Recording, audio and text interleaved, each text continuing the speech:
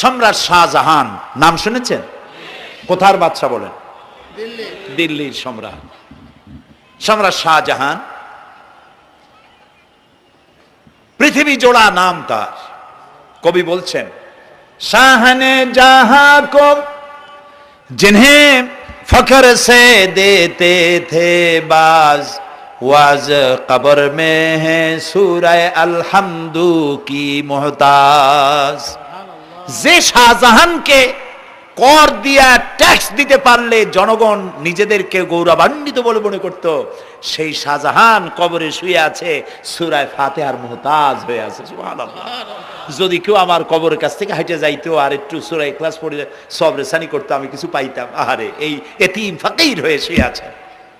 এক ফকির দিল্লি ঘুরতেছে।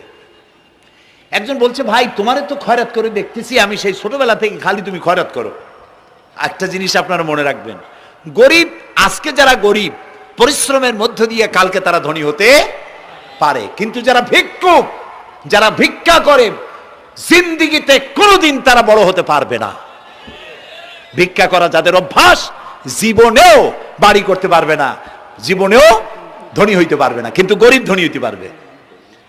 কারণ হলো আল্লাহর কাছে দুইটা বৈধ জিনিস অত্যন্ত ঘৃণিত। কয়টা? একটা হলো তালাক, আর একটা হলো ভিক্ষাবৃত্তি, মানুষের কাছে চাওয়া। আল্লাহ পছন্দ করেন না। তো ভিক্ষুক ঘুরতেছে, একটা লোক বলল, মিয়া তোমার তো সারা জীবনই খরচ করতে দেখি। খরচ করবো না, করবো কি? যার কাছে যাই সে দেয় 4 আনা 2 আনা 1 টাকা, এর বেশি তো দেয় না। তেই দিয়ে আমি কেমনে বড় লোক হবো?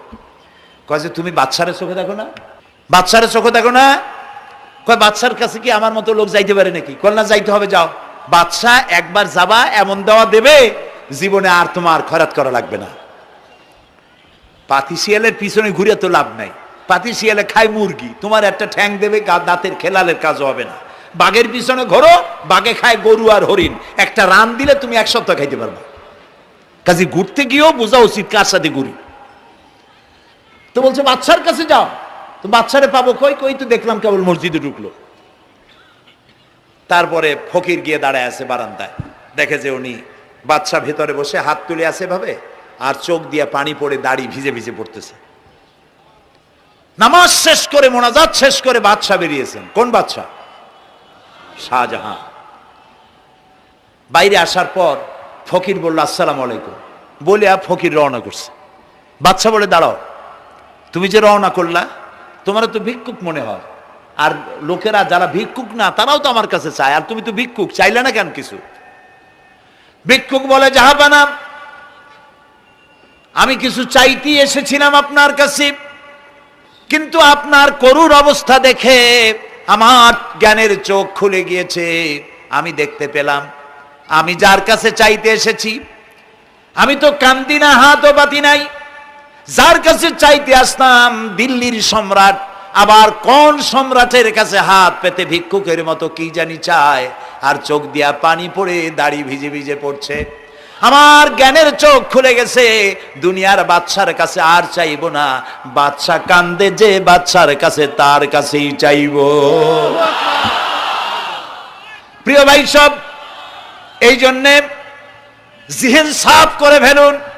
দুনিয়ার কোনো মানুষের জন্য, মানুষের কাছে নয়, কোনো কবরে নয়, কোনো কারো কাছে নয়, আল্লাহ তাআলার কাছেই আমরা নামাজের মধ্যে ঘোষণা করেছি, ইয়াকা না'বুদু ওয়া ইয়াকা নাস্তাঈন। আল্লাহ তাআলা, তোমার একমাত্র ইবাদত করি, তোমার কাছেই সাহায্য চাই। কাজেই সাহায্য আল্লাহর কাছে। কার কাছে চাইবো বলেন? আল্লাহ আমাদের ঈমান পোক্ত করে দিন। আমরা বলি আমিন, আমরা বলি আমিন। অসুখ বিসুখ হইলে পরে ধৈর্য ধরবেন। অনেক মানুষ আছে জ্বর হইলে কয় যে এত নামাজ পড়ি খালি জ্বর আমারই হয়, এত রোজা রাখি, ভালো ভালো কাম করি, আমার ছেলের অসুখ মোটে সারি না। এই জাতীয় কথা বলবেন না। মুমিনের পায়ে যদি কাঁটাও ফোটে, সওয়াব থেকে খালি নাই। ধৈর্য ধরতে হবে। কাঁটা ফুটছে, বলেন ইন্না লিল্লাহ। আজাবান লিল মুমিন, মুমিনের জন্য বড়ই আশ্চর্য ব্যাপার, বিপদ হইলেও শুকর আদায় করে, আর সুখে থাকলেও শুকর আদায় করে। সুবহানাল্লাহ বিহামদি। বিপদ আসলে সে বলে ইন্না লিল্লাহি, বলেন ইন্না লিল্লাহি ওয়া ইন্না ইলাইহি রাজিউন।